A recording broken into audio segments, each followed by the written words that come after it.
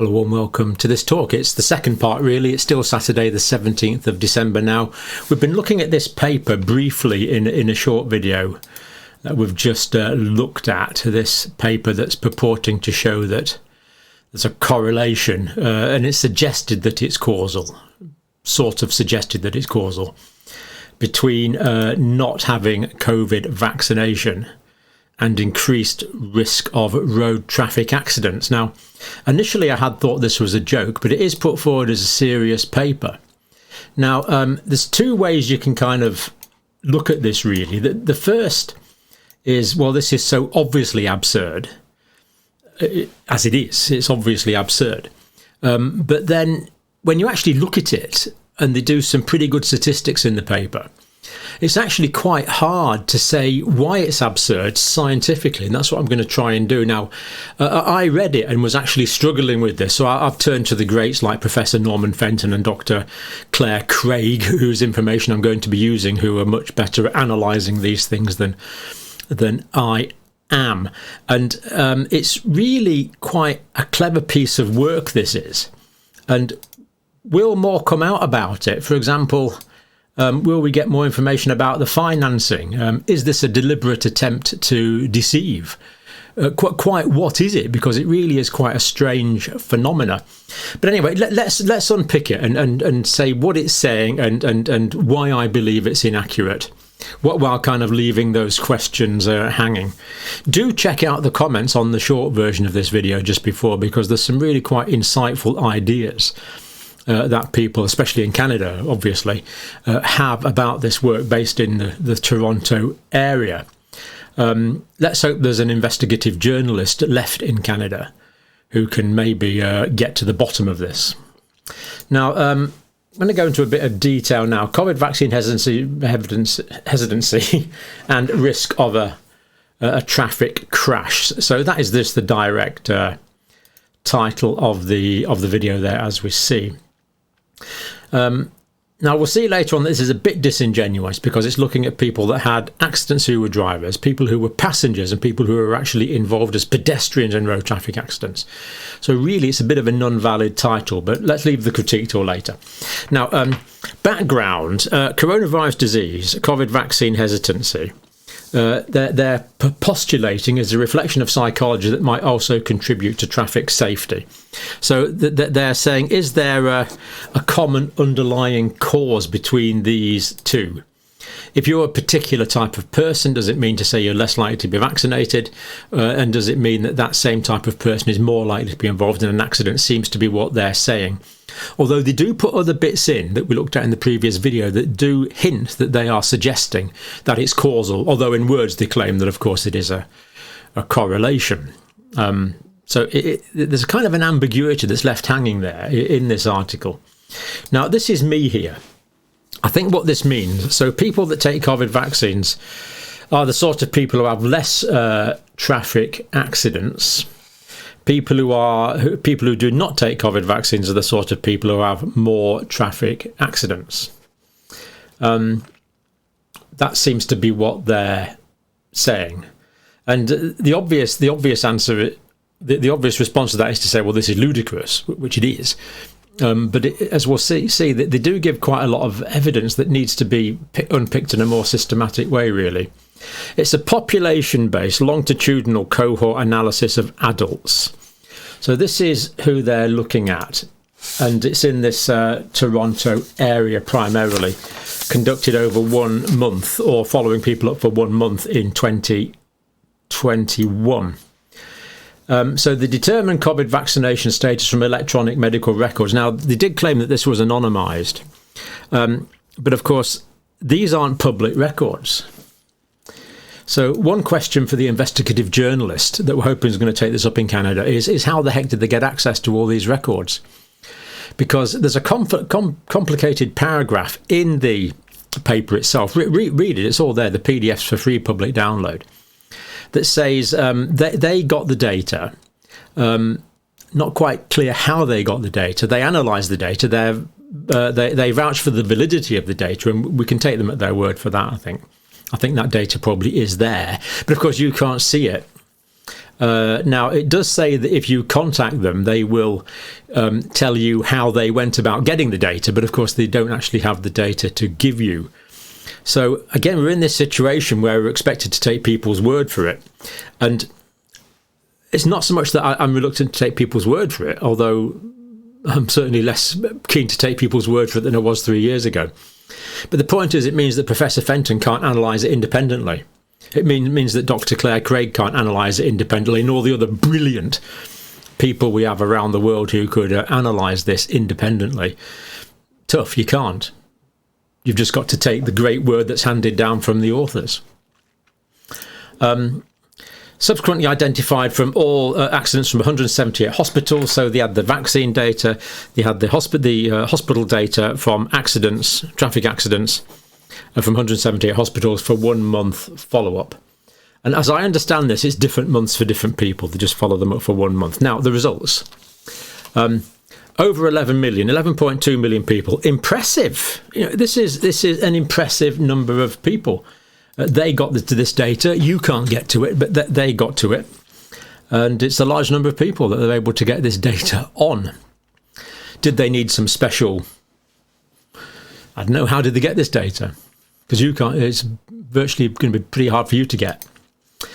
Now, of those 11 million people, in the 1 month follow-up for those 11.2 million people, 6,682 accidents. And of those, 16% were unvaccinated, 84% were vaccinated. So we see a relatively small amount of people were unvaccinated. Now, the amount of unvaccinated is probably higher than this. It's probably 18, 20, 22, 24%, but that's the figure that they're giving. And the vaccinated proportion is probably lower than that, because these are always based on sets of data, particular sets of data. Professor Fenton's pointed this out numerous times in the UK, that the number of unvaccinated is actually a higher percentage than the official government statistics typically indicate. But it's still certainly true that there's way more people vaccinated than unvaccinated. I'm not criticising that. Unvaccinated individuals, 1,682 crashes or involved or accidents. That's 25%. 25%. Now, so in other words, unvaccinated individuals accounted for 25% of the 1,682 accidents. That's equal to a 72% increase in relative risk. So people that are unvaccinated were 72% more likely to have an accident than people that were vaccinated. Confidence intervals, 95% confidence intervals. They're 95% sure. This was between 63% and 82%. Again, using standard statistical techniques. This is normal. This is done like this in scientific papers. And that gives a p-value of p equals 0.001. That's the probability that the result arose by chance. So there's 1 in 1,000 chance that the result arose by chance. In other words, 999 out of 1,000 probability that this is a genuine result. And given the statistics that they have used, given the numbers that they use, this does appear to be an accurate analysis of the data that they have used. This is why it gets quite complicated, really, because a lot of things seem to be right. Now, what about socioeconomic status? Now, to be fair, the authors do talk about this. Socioeconomic status can influence the likelihood of having accidents. How much alcohol is used, clearly. Sleep apnea. So typically people of lower social economic status have more accidents. People that drink more have more accidents, of course. Sleep apnea, these people have more accidents. So sleep apnea is usually caused by adiposity in the upper airway. And typically, not always, but usually. And what happens is that the airway closes overnight, and that wakes the person up. Because what can often happen in these people is they get woken up 10, 20, 30, 40, 50 times a night because they have difficulty with the breathing. And of course, this means they're chronically sleep deprived. So they're very tired. Therefore, they're more likely to have accidents. So that's a possible thing to take into account. Diabetics. Again, diabetes, they can go what you call hypoglycemic, and that can cause cognitive problems that they can't really think straight about things and can actually go into a hypoglycemic, reduced state of consciousness. psychological depression, dementia for obvious reasons, people with high blood pressure. Think about people with high blood pressure as they often take tablets to bring the blood pressure down, and they can become actually hypotensive, and that can make them go dizzy, and that can cause an accident. So they're actually probably a side effect of medication there, but it's a genuine phenomenon. People with cancer, of course, are iller. People with COVID infection are sick. And what they did was, and again, this is quite clever stats, they took all these into account. So these are known factors that they took into account. And they statistically, very cleverly statistically accounted for all of these. And they ended up with not a 72% increase, but a 48% increase after adjustment. So they're still saying that people that are unvaccinated are 48% more likely, even when you account for all of these things, to have an accident. Now, that's quite a clever statistical analysis they've done there to come up with this 48% remaining figure. So people that are unvaccinated, 48% more likely to have accidents than people that are vaccinated. And again, they give figures here, 95% confident that it's between 40 to 57%. So again, quite clever statistical techniques, and making it really quite hard to argue against, although we will from help from other very clever people. Again, very significant result. The increased risk extends across the spectrum of crash severity, they are saying, but actually we'll contradict this in a minute, so I'm going to put a question mark on that, because that's what they say, but it's not quite what they do. And the results are similar for different vaccines. Their conclusions. These data suggest that COVID vaccine hesitancy is associated with significant increased risk of a traffic crash. So the more vaccine hesitant are more likely, this is a direct quote from the paper, more likely to have a traffic crash, is what they are saying. And they're saying it with a straight face as well. I mean, this really is quite incredible that they've tried to wrap this up in a nice looking scientific wrapping. Anyway, let's carry on. An awareness of these risks might help to encourage more COVID vaccination. So have a COVID vaccine and you're less likely to have a road traffic accident. Appears to be what they're saying. Can they really be saying that? It does appear. That's my reading of the paper. They actually appear to be saying that get a COVID vaccine and you're less likely to have a road traffic accident. That really appears to be what they're saying. Read it for yourself. It's all there. I misunderstand things sometimes, but it's all there. Read it for yourself. But as I say, this is not just me. This is I've got in some external expertise to help me with this, because it is complicated. Right, let's carry on with this. Unvaccinated in Canada couldn't use planes, trains and buses for quite large parts of 2021. So if they weren't allowed to use, if people were unvaccinated and weren't allowed to use public transport, then clearly they would have to drive more, therefore they're driving more miles. So what would have been more accurate if this study had attempted to work out how many miles were driven by vaccinated and unvaccinated, and include not just things like diabetes, sleep apnea, alcohol, dementia, depression, but actually compare mile for mile would have been much fairer, because people that drive more, of course, are more likely to have accidents, especially in a Canadian winter where there's a lot of adverse conditions around. The Canadian winter is much more severe than ours, and ours is bad enough, as you see from my current attire. So that was one point. Also, this data, this site's here. That one's from Forbes. That one's from can't remember. Click on it, but it's from a proper news outlet. It says vaccinated more likely to work remotely in Ontario. So if the vaccinated are more likely to work remotely, that means they don't need to commute to work. Therefore, they're not getting out as much. Therefore, there's a less chance of having accidents. And also people that are classified as essential workers who had to go out to work, who don't have the luxury of sitting at home with a nice cup of tea in front of a computer screen, these essential workers had a lower vaccination rate. And it's these essential workers that needed to drive to work. And as well as that, there were several pile-ups in ice and bad weather that could have really caused a lot of injuries all at the same time and can further skew the data. Now, another thing is what we have. We'll look at this forest plot in a minute, this plot here. But this is the line here for the risk of no increased risk or decreased risk. And we see that the under 65s, that their data point is just here. So the under 65s were less likely to have accidents if they were unvaccinated. They're slightly less likely to have accidents. And this is consistent with this idea that they're not getting out. So, yeah, of course, some people over the age of 65 still commute to work every day, but most don't. Most don't. So this idea that people that are doing more miles are more likely to have accidents, and they just didn't seem to account for this. Because the over 65s, less miles, driving in bad conditions less.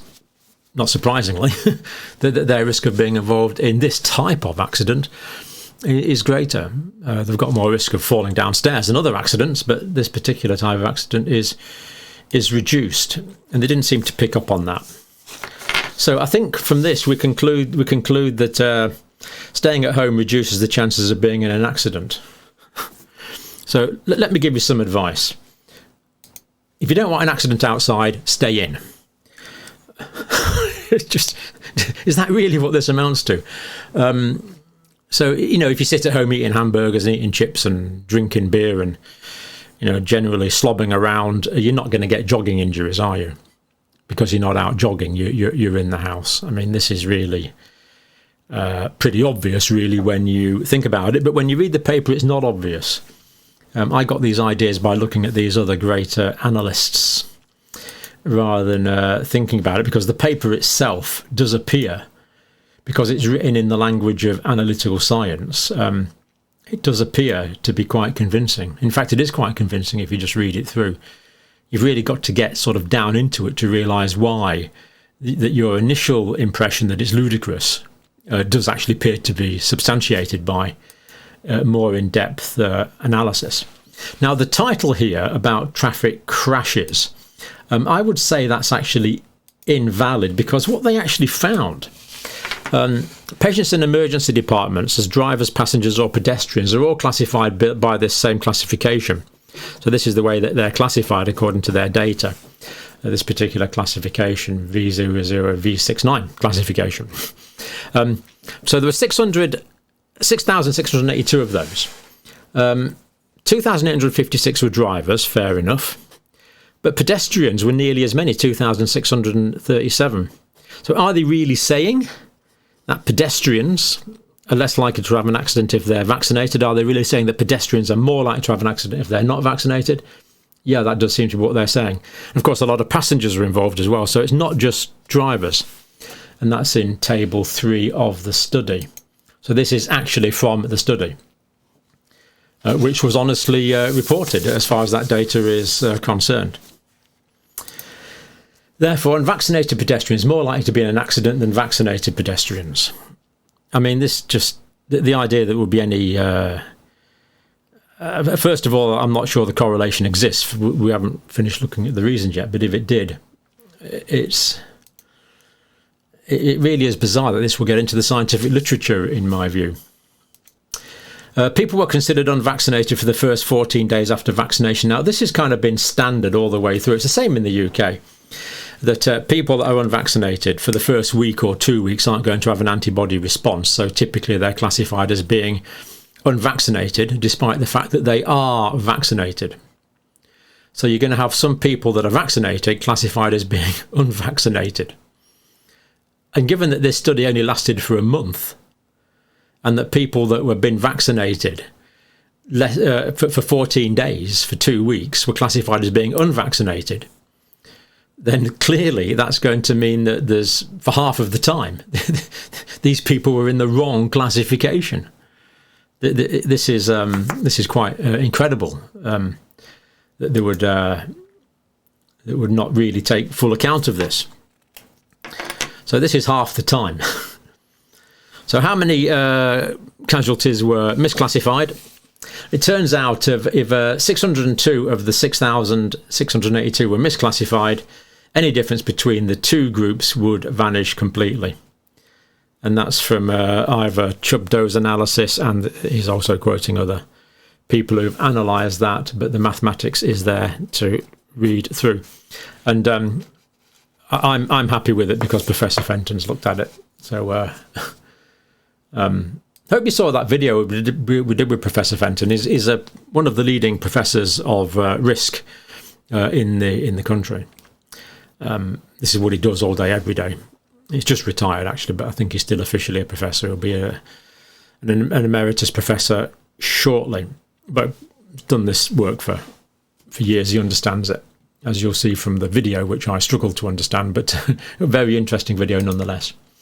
Anyway, so basically and we don't know, but it sounds like if the vaccinated were counted as being unvaccinated for 2 weeks, there'd be at least 602, and that means that the differences simply disappear in a puff of smoke. They would no longer be there. This misclassification can be used as a mathematical trick to make things appear what they are not. And again, talking about mathematical tricks, do watch that video with Norman. Now, seriously, death at the scene, these were excluded. So if people in accidents, paramedics turn up and tragically some people are dead at the scene. Now, if someone's dead at the scene, there's two reasons for that. Two possible reasons for that. One is they were killed by the trauma of the accident. Another is they had something that caused them to faint or have a cardiac arrest or have some immediate loss of consciousness, and it was that loss of consciousness, say the cardiac arrest, that caused the accident. And we know that myocarditis is a side effect of vaccines. We're allowed to say that. We have to point out that it's very rare, but we are allowed to point out it's a side effect of vaccines. But these were excluded. Why would they exclude these people that were dead at the scene? Some of whom may have died, or some of whom's loss of consciousness may explain the accident itself. Why on earth would you not want to lap that data up and analyse it to get to the truth? But they didn't. They excluded that data. So that was excluded, and there was 42 deaths at the scene. The 8 deaths that were included had been already transported to hospital. Now, given that only 550 people were actually admitted to hospital, thankfully most were just discharged with more minor injuries, that means 84% of the death count were ignored. In my mind, this is no way to pretend to do research. This also excludes all sudden deaths that resulted in an accident. I don't want to be cynical and say conveniently, but some might say that. So they didn't have to face that issue. What an opportunity wasted to really get some of that data, to see if acute cardiac events are causing fatal road traffic accidents. What a missed opportunity. Anyway, let's go on. What about people not in the system? This is Dr. Claire Craig. Do check this out. She gives pretty good rationales on her Twitter page there. Pathologist, of course, data analysis. Remarkably clever person.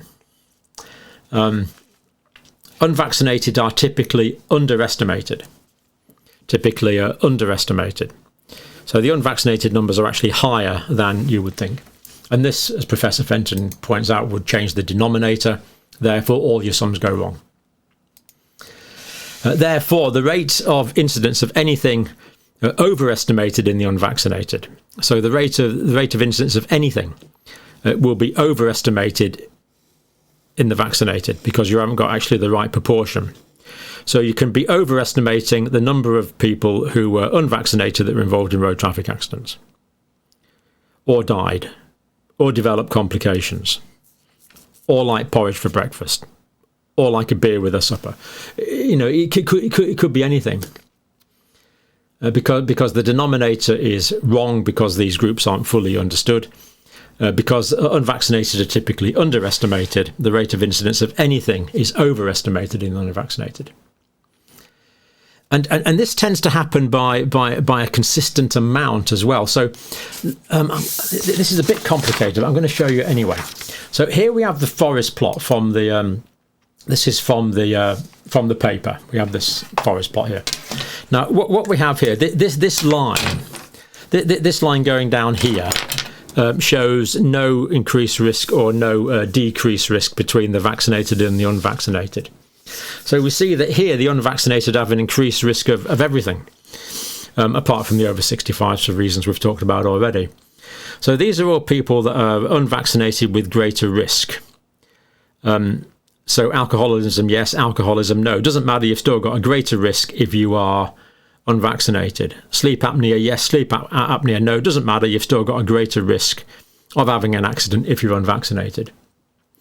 But what Claire and Norman both pointed out is that the degree to which this risk is increased, despite these things are also disparate. So you've got alcoholism, you've got rural home, you've got men and women, you've got age groups, you've got depression, you've got high blood pressure, you've got cancer, all these different things. They all seem to increase the risk of the unvaccinated by about the same amount, because these all cluster around a line which is about here. They all cluster around a line about there, indicating that there's some consistent systematic bias which is pushing these things that way. So in actuality, the line should probably be about there, and that would only really leave dementia as an outlying risk. So because these are so well clustered, it indicates that it's not these individual things that are causing them to go over here into the greater risk, but it's actually some consistent misinterpretation, such as underestimating the amount of people that are unvaccinated, because the vaccinated percentage is probably way higher than 16. It could be 18, 20, 22, 24, something like that. So just that sheer clustering indicates that there is some systematic bias going on here from their own forest plot. And needless to say, the authors appear to be oblivious of this factor. Now, nearly done. So the rate of incidence of anything is underestimated in the vaccinated. So the rate of incidence of traffic accidents is going to be underestimated in the vaccinated because of the change in the denominator, because the actual number, because official figures typically underestimate the amount of unvaccinated. Therefore, the denominator's wrong. Therefore, these risks are all wrong in a consistently wrong direction. Seems to be what is happening here. So, for example, COVID cases, hospitalizations, deaths, car accidents are all going to appear to be higher in the unvaccinated than the vaccinated, because the actual number of unvaccinated is a higher percentage than we typically our official figures believe. So if you're unvaccinated, you're at greater risk of pretty well everything else if this form of analysis is used. And it's surprising the authors didn't discuss this. That surprises me. So as we say, the forest plot, in all subgroups, the risk of increase, the risk is increased by the same amount, indicating a possible systematic bias. If you want to analyse this yourself, you basically can't. The study data set is held securely in coded form at the Institute of Clinical Evaluation Sciences. And the authors kindly say they'll tell you how they got it. Read the paragraph. I didn't really understand it. It was a very complicated paragraph. But basically it means that this data is not in the public domain. So independent analysts, as we say, like Norman and Claire, don't have access to it, which I find unacceptable. That selected groups can use data to come to particular conclusions, but others can't. So that's my summation, really, of, as I say, not really my own work. Most of that comes from people who are much better at analysing these things than me. Because I actually read this and thought, just a minute, this actually sounds reasonable. I knew it wasn't, because it's just too absurd. But it kind of sounds reasonable. And it really is quite... You need to be quite a good data analyst to work out why this study is potentially bunk. Thank you for watching.